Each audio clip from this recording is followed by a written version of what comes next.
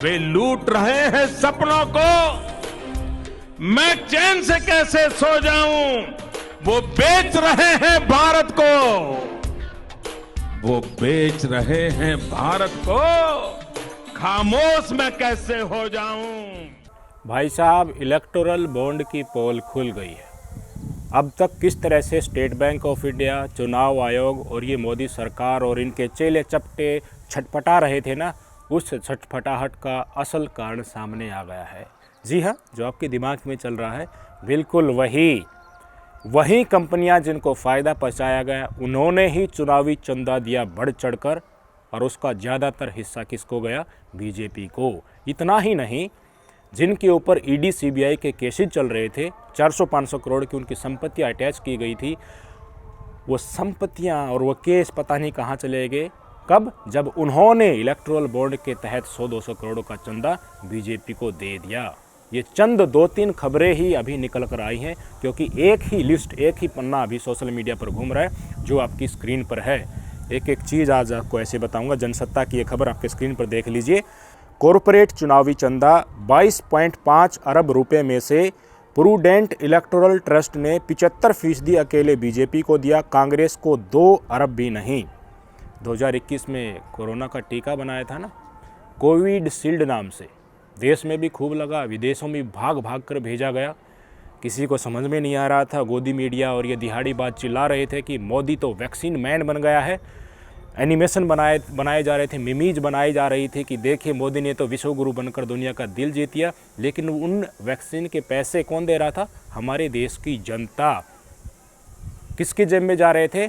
जो आधार पूना वाला है, सीरम इंस्टीट्यूट ऑफ इंडिया के जो सीईओ हैं, इनका नाम उस समय पर आपने बहुत सुना होगा। कोविड शील्ड की वैक्सीन आते ही चारों तरफ खबरें फैलाई गई। आज उसके परिणाम इस देश की जनता अलग अलग शरीर में रोग के रूप में भुगत रही है। ये जवाब देने को तैयार नहीं है। लेकिन 2021 में इन्होंने जो वैक्सीन बनाई, भारी संख्या में देश में लोगों को लगाई गई, एक्सपोर्ट भारी संख्या में की गई। भारत सरकार ने मदद के रूप पर वो पता नहीं कहाँ पर भेजी थी, लेकिन पैसा तो हमारा ही जा रहा था ना। बहुत सारा पैसा इन्होंने कमाया। आपकी स्क्रीन पर देख लीजिए। 2022 में इन्होंने भारी भरकम रकम चंदे में दी। 48 घंटे के भीतर 50 करोड़ रुपए दे दिए। 15 दिन बाद और 2.5 करोड़ रुपए दिए। प्रूडेंट चुनावी ट्रस्ट ने 52.5 करोड़ रुपए की यह कुल रकम एक ही बार में बीजेपी को सौंप दी। क्यों सौंप दी बताइए? क्योंकि उन्हें फ़ायदा पहुंचाया गया, उनकी वैक्सीन ली गई। यही तो कारण हो सकता है। और क्या कारण हो सकता है? अडानी को एयरपोर्ट दिए गए। क्यों दिए गए? क्योंकि अडानी ने चंदा दिया होगा। ऐसे ही देश के संसाधन, देश का पैसा चंद कंपनियों को दिया गया। क्यों? क्योंकि उन्होंने इस बीजेपी पार्टी को पीछे के नाले से, पाइपलाइन से बहुत सारा पैसा दिया, और उस पैसे के बल पर इन्होंने सरकारें तोड़ी, लोकतंत्र का हनन किया, तानाशाह का ताज पहना। ये था वैक्सीन के पीछे का पूरा खेल। वैक्सीन वार बना दी फिल्म, लोगों को बेवकूफ़ बनाया जा रहा है, विश्व गुरु का ताज पहनाया जा रहा है, वीडियो बनाकर अच्छा म्यूजिक लगाकर पूरी दुनिया की मदद कर दी। उसके पीछे का खेल समझ में आया? 52.5 करोड़ रुपए बीजेपी को चंदा। जितना ज़्यादा फ़ायदा उतना ज़्यादा चंदा, जितना ज़्यादा देश के संसाधनों की बिकावली, उतना ही वो दूसरी पाइपलाइन से मोदी साहब को चंदा दे रहे थे। लोकतंत्र का हनन प्रत्युत्तर में ये कर रहे थे। कुछ मैं कह रहा हूँ घंटे भी नहीं लगाते, जैसे ही चंदे आता था उसको तुरंत भुना लेते थे भाई साहब ये लोग।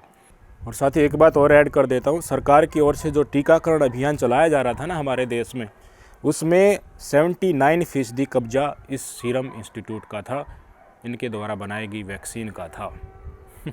जितनी वैक्सीन लगी उनकी 79% इसी कंपनी की बिक रही थी। तो चंदा क्यों नहीं देंगी? इन्हीं को फ़ायदा क्यों नहीं पहुंचाया जाएगा? इन्हीं के वैक्सीन को सबसे अच्छा क्यों नहीं बताया जाएगा इनके अलग अलग दलालों के द्वारा? और देख लीजिए आपकी स्क्रीन पर ये खबर, देखिए आप ध्यान से देखिए। ED attaches assets worth 409 crore of lottery company future gaming. Future gaming नाम से एक लॉटरी कंपनी थी, उनके ऊपर ईडी की रेड हुई। ईडी ने इरेगुलरिटीज़ पाई और 409 करोड़ की उनकी संपत्ति को अटैच कर दिया। फिर इलेक्टोरल बॉन्ड से इस फ्यूचर गेमिंग कंपनी ने कितना चंदा दिया? आपकी स्क्रीन पर देख लीजिए, हाईलाइट कर रखा है। 24 मार्च 21 और 23 मार्च 2021 को 50 मिलियन यानी कि 100 करोड़ रुपए का चंदा दे दिया भाई साहब।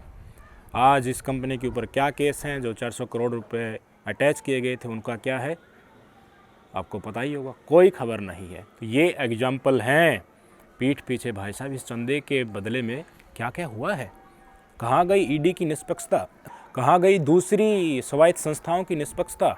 क्यों इस देश की जनता को लठों से तोड़ा जा रहा था, उनकी आवाज़ को दबाया जा रहा था।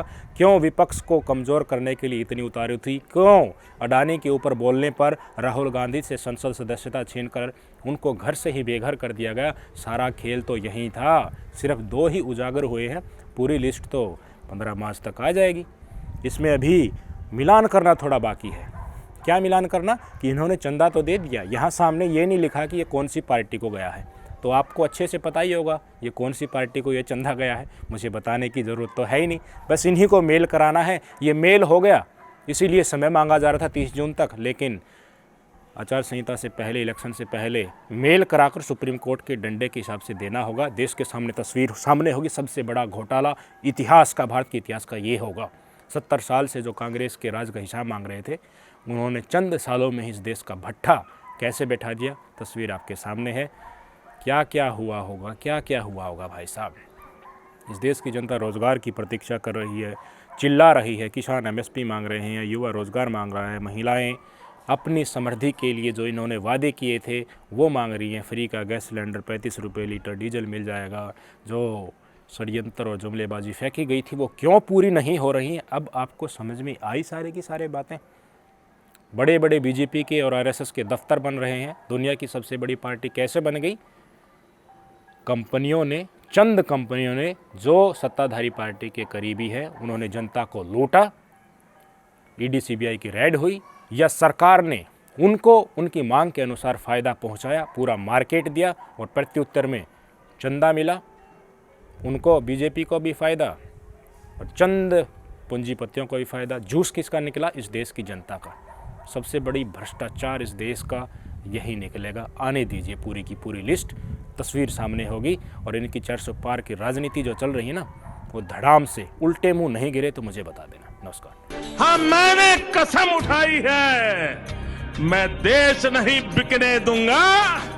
सौगंध मुझे इस मिट्टी की, मैं देश नहीं मिटने दूंगा।